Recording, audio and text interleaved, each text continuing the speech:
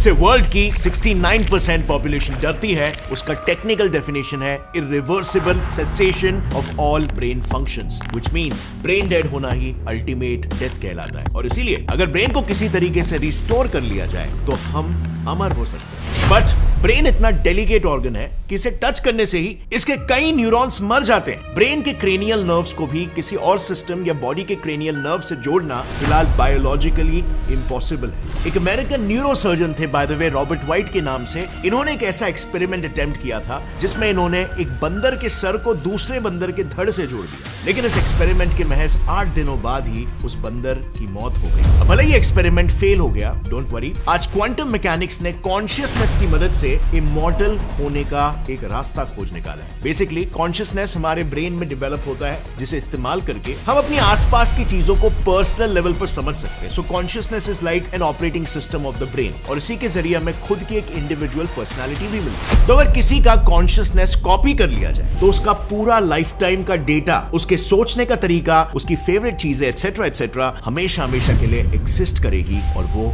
Immortal हो जाएगा। अब यह होने की पॉसिबिलिटी को प्रूव करने का पूरा क्रेडिट जाता है ब्लैक होल की सिंगुलैरिटी के कॉन्सेप्ट को इजाद करने वाले रॉजर पेनरोज को। लेकिन इसकी शुरुआत रॉजर पेनरोज के जन्म से भी काफी पहले से हुई। 1924 लुई डी ब्रॉली नाम के एक साइंटिस्ट ने दुनिया के सामने एक ऐसी घटना को पेश किया जिसे ऐसा लगने लग गया कि पूरा यूनिवर्स ही कॉन्शियस है और खुद से डिसीजंस ले रहा है। उन्होंने ये कहा जैसे लाइट डुअल नेचर दिखाता है, यानी एक ही साथ में पार्टिकल और वेव दोनों फॉर्म में एग्जिस्ट करता है, एग्जैक्टली उसी तरह यूनिवर्स में प्रेजेंट हर चीज जैसे मैटर, इवन मैं और आप डुअल नेचर दिखाते हैं। अब ये तो ऐसी बात हो गई कि यूनिवर्स अपना फिक्स नेचर ना दिखा के लूडो के जैसे प्रोबेबिलिस्टिक गेम खेल रहा हो, जो फिजिसिस्ट को बिल्कुल पसंद नहीं है, बिकॉज इससे यूनिवर्स का एक प्रोबेबिलिस्टिक नेचर सामने आ रहा था, ना कि डिटर्मिनिस्टिक, जो कि मोस्ट ऑफ द फिजिसिस्ट जिसमें उस वक्त बिलीव करते थे, क्योंकि उनके हिसाब से यूनिवर्स को अपने फिक्स फिजिकल लॉस की वजह से प्रिडिक्टेबल होना चाहिए, ना कि अनसर्टेन। लेकिन 1927 में थ्योरेटिकल फिजिसिस्ट हाइजेनबर्ग ने एक प्रिंसिपल दिया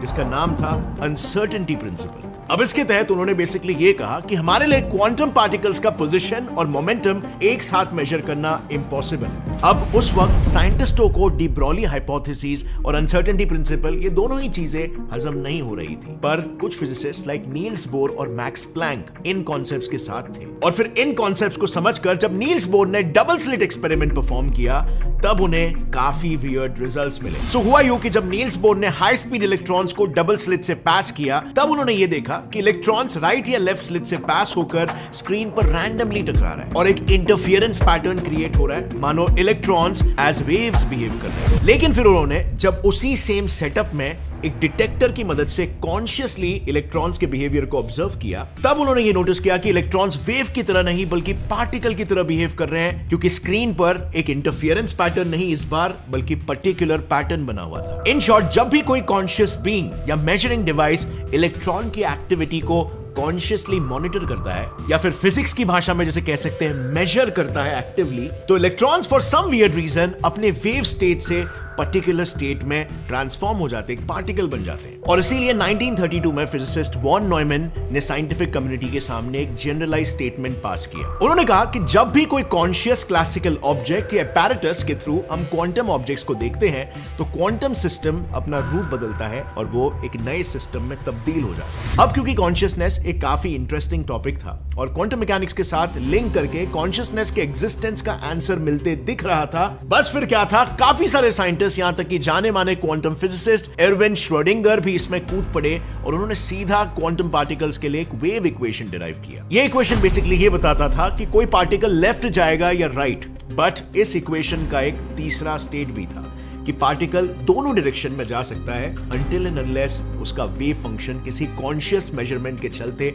कोलैप्स नहीं हो जाए। इस तीसरे स्टेट को नाम दिया गया सुपरपोजिशन स्टेट। फिर इसके बाद श्रोडिंगर ने कॉन्शियसनेस और क्वांटम मैकेनिक्स के रिलेशन पर एक बुक माइंड एंड मैटर भी लिखा, जिसमें उन्होंने कहा कि कॉन्शियसनेस कुछ और नहीं, एक कॉम्प्लेक्स क्वांटम फिनोमिनन है जो हमारे ब्रेन के न्यूरॉन्स में होता है। और फिर इस किताब से साइंटिस्टों को एक नया पर्सपेक्टिव मिला, जिससे उन्होंने क्वांटम मैकेनिक्स के सपोर्ट से कॉन्शियसनेस के एग्जिस्टेंस को मान ली। साथ ही उन्होंने ये भी मान लिया कि कॉन्शियसनेस कोई स्पिरिचुअल चीज नहीं है, बल्कि एक साइंटिफिक और फिजिकल फिनोमिनन है और ये कॉन्सेप्ट इतना फैसिनेटिंग था कि रॉजर पेनरोज इसमें खुद रुचि लेने लग गए और उन्होंने इसमें आगे काम करके ये प्रूफ कर दिया कि हम शायद कभी नहीं मर सकते हैं। सो रॉजर पेनरोज के मुताबिक हमारा ब्रेन भी एक क्वांटम सिस्टम की तरह है जो हमेशा सुपर पोजीशन में रहता है। दरअसल 1989 में उन्होंने एक बुक लिखी थी द एम्परर्स न्यू माइंड करके, जिसमें उन्होंने कहा कि वेव फंक्शन के कोलैप्स होते ही quantum particle superposition state से किसी पर्टिकुलर स्टेट में आ जाते हैं। तो बेसिकली जैसे आपने डबल स्लिट एक्सपेरिमेंट में देखा कि जब भी कोई ऑब्जर्वर या मेजरिंग डिवाइस था तो इलेक्ट्रॉन्स सुपर पोजीशन यानी कि अपने वेव जैसे स्टेट से वो एक पार्टिकल जैसे स्टेट में कन्वर्ट हो जा रहे थे। इसे बेसिकली कहते हैं वेव फंक्शन कोलैप्स। इसी तरह हमारा ब्रेन भी एक क्वांटम सिस्टम है जो सुपर पोजीशन स्टेट में होता है और जैसे ही उसका वेव फंक्शन कोलैप्स होता है कॉन्शियसनेस जन्म ले लेती है। फॉर एग्जांपल अगर मैं बोलूं एप्पल, तो आपके ब्रेन का वेव फंक्शन जो सुपर पोजीशन स्टेट में था वो कोलैप्स हो गया into a particular state, into a particular thought. उसके बाद वो एप्पल के बारे में सोचने लगेगा बिल्कुल जैसा क्वांटम वर्ल्ड में होता है। But there is a catch here. कुछ लोग एप्पल फ्रूट सोचेंगे, कुछ लोग उसकी स्पेलिंग सोचेंगे, कुछ लोग को मे बी फोन दिखेगा और कुछ लोग उसके शेप एंड कलर के बारे में सोचेंगे, क्योंकि हम सबका कॉन्शियसनेस एक दूसरे से बिल्कुल अलग है, जिसकी वजह है हमारे डिफरेंट ब्रेन्स। और अगर और डिटेल में हम जाएं तो हमारा यूनिक डीएनए। देखो पूरी दुनिया में सबका डीएनए 98% तो सेम ही होता है और बचे हुए 2% ही सिर्फ हमें अलग बनाते हैं, जो मोस्टली न्यूरोलॉजिकल सिस्टम में एक्सप्रेस होता है। अब अगर देखा जाए तो डीएनए के अंदर 300 करोड़ न्यूक्लिक बेसेस होते हैं और इसीलिए इसका 2% इज स्टिल 6 करोड़, यानी 6 करोड़ डिफरेंट न्यूक्लिक बेसेस के परम्यूटेशन कॉम्बिनेशन के हिसाब से हर इंसान दूसरे से 2⁻⁶,000 टाइम्स डिफरेंट हो सकता है, जो यही दर्शाता है कि एक इंसान के दिमाग में इन्फिनिट नंबर ऑफ थॉट्स चलते रहते हैं, just like in a super position state. और कॉन्शियसनेस इसी सुपर पोजिशन स्टेट यानी इंटरफियरेंस पैटर्न से एक पर्टिकुलर स्टेट यानी पर्टिकुलर पैटर्न में आने से आती है। अब ये कॉन्सेप्ट काफी प्रॉमिसिंग था, बट इसमें सिर्फ एक प्रॉब्लम थी। पेनरोज के हिसाब से हमारे ब्रेन के न्यूरॉन्स क्वांटम सुपरपोजिशन के लिए काफी बड़े हैं और इतने बड़े स्ट्रक्चर्स में सुपरपोजिशन होने के चांसेस काफी इम्पॉसिबल है। इन शॉर्ट, कॉन्शियसनेस का मैकेनिज्म तो था थियरी में, पर ब्रेन में कोई स्ट्रक्चर नहीं था जो क्वांटम मैकेनिकली कॉन्शियसनेस को जन्म दे सकता था। और लगभग अगले 10 सालों तक ये पर्सपेक्टिव खो गया था क्योंकि बात आगे नहीं बढ़ रही थी, अनटिल एनेस्थीसियोलॉजिस्ट स्टुअर्ट हैमरऑफ ने पेनरोज की बुक पढ़ी और उन्होंने एक इंपॉर्टेंट डिस्कवरी करे उन्हें मेल किया। उन्होंने पेनरोज से कहा कि आपका पर्सपेक्टिव पॉसिबल है अगर वो न्यूरॉन्स के बजाय उनके अंदर मौजूद माइक्रोट्यूब्यूल्स के जाल को कंसिडर करें तो। हैमरऑफ के अनुसार न्यूरॉन्स अपने सिनेप्टिक टर्मिनल्स पर जो न्यूरोट्रांसमीटर्स रिलीज करते हैं वो न्यूरॉन्स के अंदर इन माइक्रोट्यूब्यूल्स के ऊपर ट्रैवल करते हैं। ये माइक्रोट्यूब्यूल्स चारों दिशाओं में फैले होने की वजह से सिग्नल ट्रांसमिशन की पॉसिबिलिटीज इन्फिनिट होती है, बिल्कुल क्वांटम मैकेनिक्स की तरह। अब इन इन्फिनिट पॉसिबिलिटीज के वजह से माइक्रोट्यूब्यूल्स किसी भी दिशा में जाकर न्यूरोट्रांसमीटर रिलीज कर सकते हैं, बट जैसे ही हम किसी पर्टिकुलर चीज के बारे में सोचते हैं वो इन्फिनिट पॉसिबिलिटीज कोलैप्स हो जाती है और न्यूरोट्रांसमीटर एक पर्टिकुलर दिशा में ट्रैवल करने लगते हैं। फिर वो माइक्रोट्यूब्यूल्स उस डायरेक्शन में न्यूरॉन को रिलीज करते हैं जिससे हम उस पर्टिकुलर चीज के बारे में सोच पाते हैं।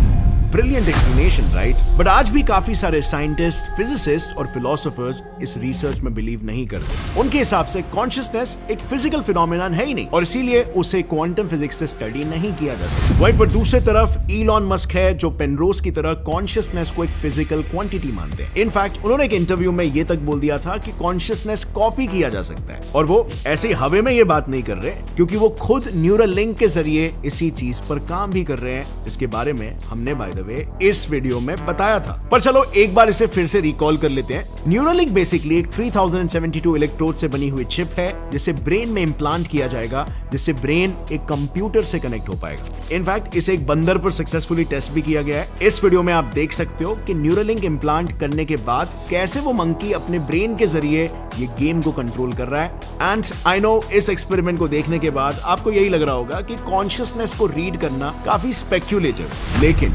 लॉजिकली न्यूरोलिंक अगर किसी इंसान के 50% न्यूरोट्रांसमीटर्स को भी अगर ट्रेस कर ले तो ये कॉन्शियसनेस को समझने का एक बहुत ही बड़ा स्टेप होगा। और इसके अलावा अगर रॉजर पेनरोज और स्टुअर्ट हैमरऑफ की थियरी प्रैक्टिकली करेक्ट है और कॉन्शियसनेस को एक्सप्लेन कर देती है, फिर तो न्यूरोलिंक की मदद से हमारा अमर होना, डिजिटली अमर होना इज कंप्लीटली पॉसिबल, वो भी विद 2 सिंपल स्टेप्स। सबसे पहला, हमारे डेथ के पहले ब्रेन्स को कॉन्शियसनेस स्कैनर से स्कैन और कॉपी किया जाएगा और फिर एक ह्यूमनॉइड या ह्यूमन साइबोर्ग या होस्ट कंप्यूटर पर हमारे कॉन्शियसनेस को अपलोड किया जाएगा और उसे हमेशा के लिए प्रिजर्व कर दिया जाएगा until it can be used in any other entity. But इसके इमोर्टैलिटी के अलावा भी कई सारे फायदे हुए, जैसे कि हम कोई भी skills like karate, singing, dance etcetera को भी पल भर में इस अपने ह्यूमनॉइड बॉडी में अपलोड करके सीख पाए। लेकिन इलॉन मस्क के हिसाब से हम इसे एआई को डिफीट करने के लिए भी इस्तेमाल कर सकते हैं। यानी एआई को जो पता है उसे न्यूरल लिंक के जरिए अपने कॉन्शियसनेस में अपलोड करके हम एआई से हमेशा एक स्टेप आगे रह पाएंगे, क्योंकि उन्हें लगता है कि एआई कॉन्शियस हो रहा है और वो ह्यूमैनिटी के लिए एक बहुत बड़ा थ्रेट बन सकता है। कैसे, ये मैंने अपने इस वीडियो में डिटेल में कवर किया, जिसे आप यहां पर क्लिक करके देख सकते हैं। और फ्रेंड्स, अगर इस वीडियो से आपको कुछ भी नया सीखने मिला, कॉन्शियसनेस के बारे में आपका कॉन्सेप्ट क्लियर हो गया, आपको मजा आया और फाइनली आप ये समझ गए कि कॉन्शियसनेस को साइंस एक्सप्लेन कर सकता है और क्रिएट भी कर सकता है इन द नियर फ्यूचर, तो एक लाइक जरूर ठोकना। Gets and fly science channel को सब्सक्राइब कर लो और बेल नोटिफिकेशन दबाओ ताकि आगे आने वाली हमारी कोई भी वीडियो की अपडेट आप मिस ना कर सको। See you next time. As always, stay curious, keep learning and keep growing. जय हिंद।